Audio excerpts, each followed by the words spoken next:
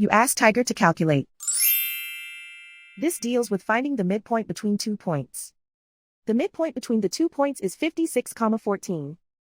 Let's solve it step by step. Plot the 2 points and calculate the midpoint using the formula.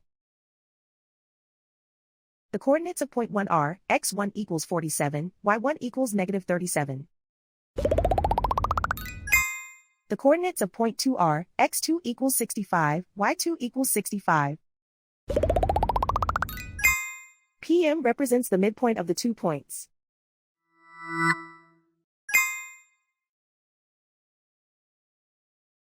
Use the x values in the midpoint formula to find the midpoints x. x1 equals 47.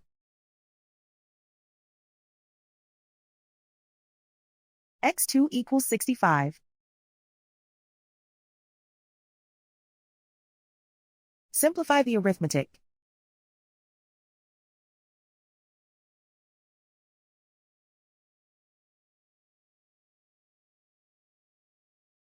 Use the y values in the midpoint formula to find the midpoints y. y1 equals negative 37. y2 equals 65. Simplify the arithmetic.